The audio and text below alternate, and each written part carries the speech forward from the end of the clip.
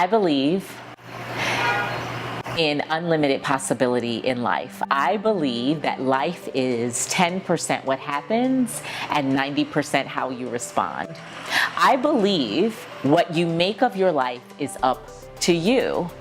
But prior to September 11th, which was a defining moment for me, I had not gotten the memo, so to speak. And so you may or may not know my story, but I was a little brown girl and I worked on Wall Street on September 11th.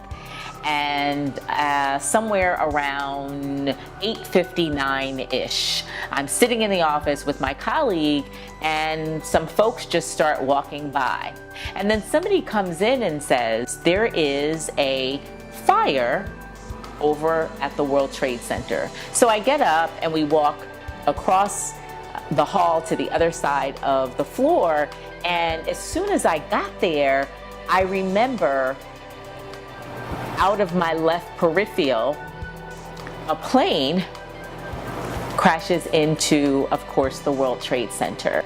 I was the second person to make it to the elevator on my floor, and I only know that because when I got to the elevator bank, I remember the elevator, the doors closed and never opened again. And so down 33 flights of stairs. I remember that. I remember it was a quiet, slow, somber walk down 33 flights of stairs. I remember getting to the bottom of the ground level and seeing just pandemonium. People, some people in shock and some people not knowing what's going on. And I remember trying to leave and trying to get off the island, because at that point you now know, oh, Manhattan, New York, oh, this is an island, I've got to get off, something is happening. I remember there was a thin layer of soot, and I could remember the taste of soot on my lips even today.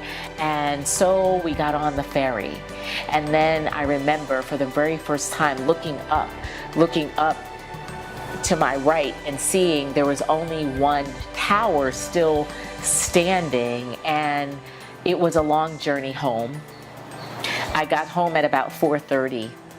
I remember not only the journey home and being quarantined and coming down the stairs and seeing that woman who was pregnant. She was 10 months pregnant. She had to be. But I remember that, and I remember so much about the day. But September 11th wasn't a defining moment for my life. It was September 12th. I woke up in the morning with questions, and the questions were, did that happen? What happened? Did something happen yesterday? And so there was lots of questions, and not just questions, but there was one question that was a turning point in my life. And the question was, if I died yesterday, would I have any regrets? And that was a turning point for me. It was a defining moment to look back over my life and to see, do I have any regrets? If I didn't make it through, was there anything in my life that I would do differently and that I would change? And that was the moment that I decided about my right now. That was the moment that I decided. In fact, I asked God, what is the meaning of life? Show me my purpose. Why are we here? Who in the world hates us so much? The United States, that they would want to kill people. And so that day, a defining moment in my life, I made a decision to choose meaning and purpose. In fact, a defining moment is a crossroad. It's where you are going down a path. I was going down a path, average, status quo, mediocre living. I'm going down a path. There's a crossroad, and what happens is you get to make a decision. I had to make a decision. What will you do now? Which direction will you go? Will you continue to go and move along this journey? And maybe you have not been through something like September 11th, but I'm sure you've had something in your life that was a defining moment. Defining moments, it challenged the question, what now? Maybe it was an illness, a sickness for you. Maybe it was that you lost everything during the recession. Maybe it was that Not only did you lose everything during the recession, maybe you had to bury somebody that you love, but whatever your September 11th moment is, know that it was intended to be a defining moment for you, and it only becomes a defining moment when you decide. I decided on September 12th to live my life with meaning and purpose, to no longer to just go through the motions, right? But to live with intention. The opposite of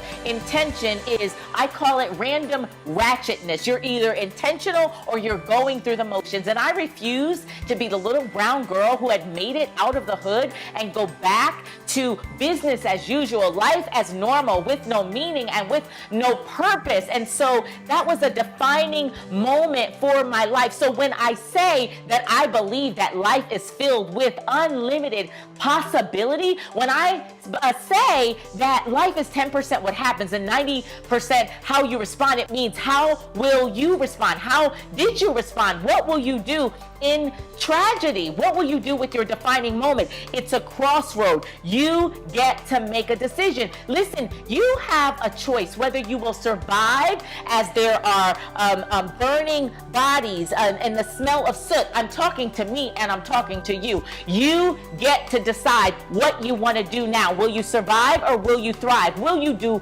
more with your life? Will you make it purposeful? And so I committed my life in that defining moment to move beyond average, status quo, mediocre living, and to help other people do the same. Do not miss your moment. Defining moments matter. It's a crossroad to invite you to a better life. Well, thank you so much for tuning in. And if you like the video, would you please leave a comment, a thought, a reaction, or even a question in the comment section below. And also subscribe so that you can get the weekly video call to action from me. And to help you get started today, I want to give you my free audio. It's called The 7 Steps to Make Over Your Life, and it comes with our life plan, something that'll help you to move into possibility and step into the yummy life that you deserve. So shimmy on over to www.dcmarshall.com, and don't forget to follow, friend, like everywhere online, Facebook, Twitter, and Instagram. I am at DC Marshall. Until next time, remember, life is 10% what happens and 90% how you respond. Nothing happens until you respond with action.